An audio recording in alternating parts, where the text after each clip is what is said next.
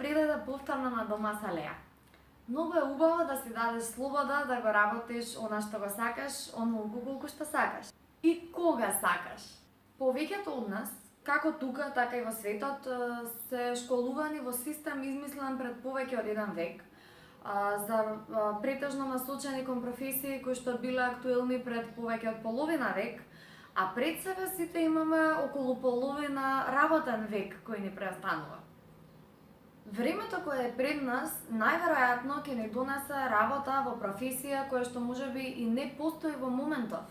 Ова може да звучи застрашувачки, но всушност представува една голема можност која што не сите генерации ја имале, а тоа е можноста сами да го создадеме она што сакаме да го работиме. Притиснете лайк доколку ви се допадна ова видео, не заборавајте да се сабскрајбнете на каналот Дома со Леа доколку досега го немате сторено тоа. Денеска сакам да потенцирам за кого не е работењето од дома.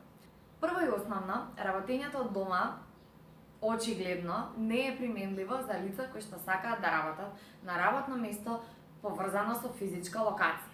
Од јавни сервиси, како полиција, противпожарна служба, медицина и така натаму, многу големи сектори не можат да бидат пренаменети во работа од дома.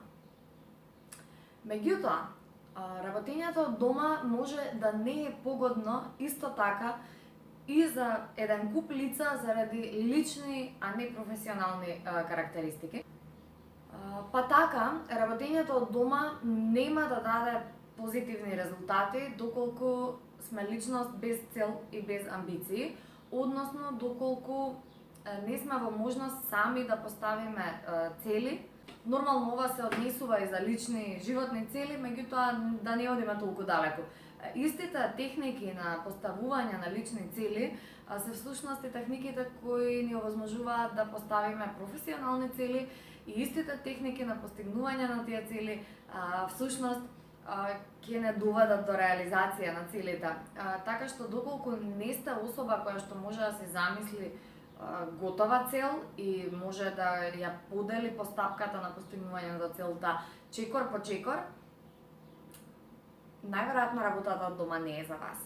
Но не грижете се, овдека не станува збор толку многу за лична карактеристика, колку што станува збор за сет на вештини кои што можете да го истренирате, значи да се обучите самите себе си или да најдете некој кој што ќе ви помогне да ги научите овие вештини. Исто така, овие вештини се стекнуваат со посветена работа на скоро секое работно место, така што потребно е да го најдете вредниот работник во вас, да го разбудите и да му помогнете да учи. Понатаму, уште една голема група на луѓе за кои што не соодветствува работата од дома, се луѓето кои што не сакаат да понесат одговорност. Работата од дома, најчесто, доколку станува збор за фриленсер, подразбира дека вие ја имате целокупната одговорност за се поврзано со вашата работа. Вие си го задавате рокот или го задавате рокот во разговор со вашите клиенти, партнери, вие самите сте одговорни дали вие самите ќе го испочитувате тој рок. Исто така, ако работите сами или како дел од тим, вие лично сте одговорни за квалитетот на сработената работа, без оглед дали е тимска или индивидуална. Така што, доколку имате проблем со преземање на одговорноста и со гарантирање на квалитетот или на рокови или на други детали поврзани со работата, тогаш дефинитивно ќе имате многу тешки ситуации доколку се решите да работите од дома. И постои уште една лична особина која што може да се испречи меѓу вас и вашите позитивни професионални резултати доколку решите да работите од дома, а тоа е одговорот на прашањето дали сте мизантроп или не. Луѓето кои што мразат други луѓе заради тоа што се луѓе, кои што не сакаат да имаат контакт со човештвото, можат премногу да застранат во екскомуникација на човештвото доколку работат од дома. И потоа може да имаат потешкоти да се вратат во комуникација или да остваруваат соодветна професионална комуникација со клиентите и партнерите. Да, може да звучи како добра идеја да не гледате луѓе ако не сакате да гледате луѓе, но внимавајте, тоа може да биде меч со две острици. Во наредните видеа ќе гледате уште содржини поврзани со работата од дома.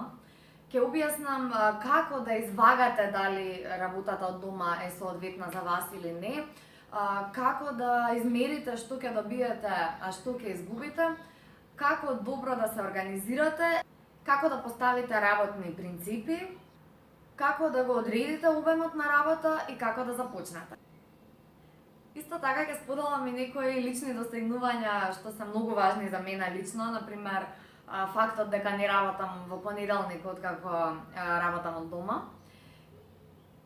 А во оваа прилика сакам и да ви кажам дека овие видеа кои што ги спремам за работа од дома не се директно поврзани со моето породилно отсуство и со мајчинството, бидејќи работам од дома многу поодамна, многу пред да станам мајка.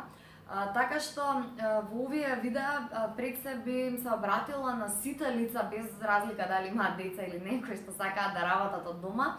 А секако ќе направам и посебно видео за тоа како моите работни навики за работа од дома се сменија сега откако во домот имаме еден нов постојан член.